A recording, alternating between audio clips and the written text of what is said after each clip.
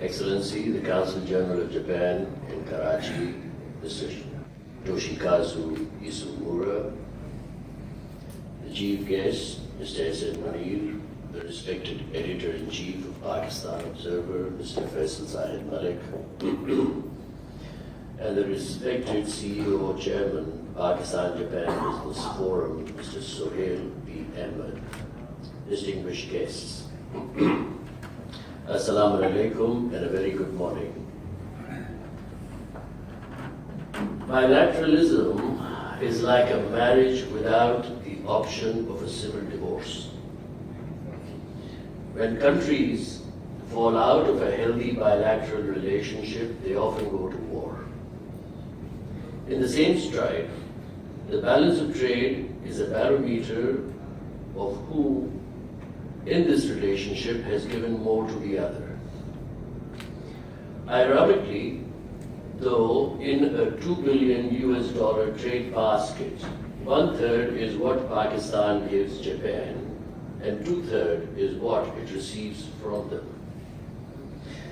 The balancing of the scales is a crisis of equality between the first world and the so-called, and the third world so assumed. Governments who do not struggle to balance the trade deficit are unfortunately lumbered with a bureaucracy that is just not doing its job or is not thinking enough out of the box to elevate their status from a position of an underdog to equality. This common scenario around the world has posed a serious problem in our day and age and has kept the predominant population of the earth subservient, poor, and nailed in economic terms the earthworm phenomenon where the head moves forward and the tail catches on. In military terms, it forces the first world to keep armies and sell human destructive arms and ammunition as the main commodity of trade. They do this to be effective for recoveries from defaulting countries and to retain a status quo of a top dog, underdog phenomena alive. We see in Japan an exception to the rule where, influenced by the Meiji culture perhaps, a nation materially destroyed after the World War rises with sheer dint of merit and hard labor to find a place among the first world players. This is commendable and exemplary, and I seek the Honorable Consul General here of Japan to accept our compliments and felicitations. Undoubtedly, Japan is a human-friendly nation that has done wonders. It is apt, when we gather here to celebrate 65 years of bilateral relations, that we leave this beautiful gathering with some fresh thoughts, both for equity in the world and with some fresh ideas wherefrom we are able to balance the balance of trade between Japan and Pakistan.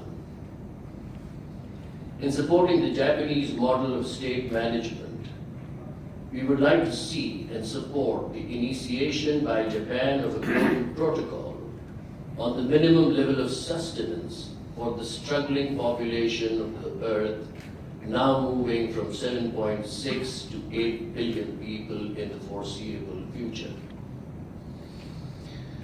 This can and will initiate trade programs and outlook that will enable the world to shift from arms and ammunition as the principal commodity of trade, replacing it with life support commodities addressing housing, education, healthcare, and nutritional food requirements for the global population. The world needs a success story bearer like Japan to initiate and infuse this fresh breath of air for the planet. This is also required in the interest of peace and coexistence of the planet.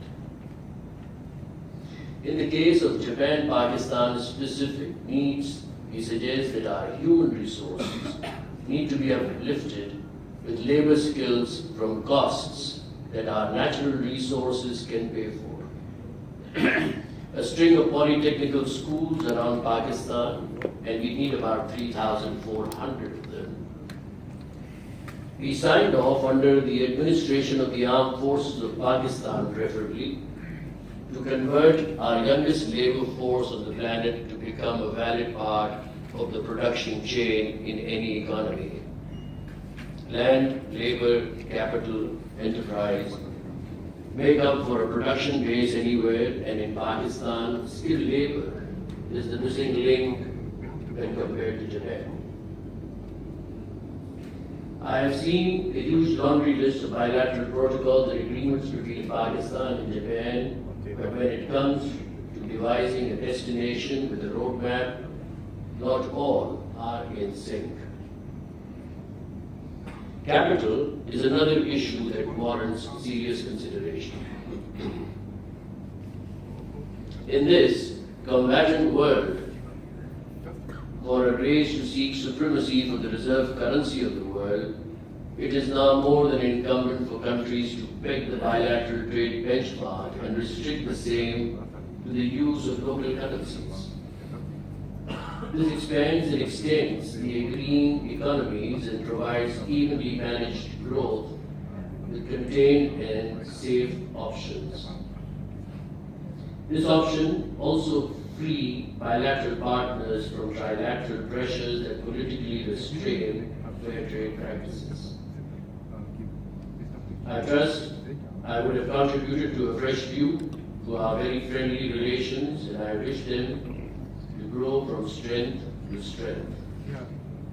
My compliments to Pakistan Observer for holding such a prestigious and strategically pertinent show, and I thank them for having provided me an opportunity to address this very learned gathering. Thank you.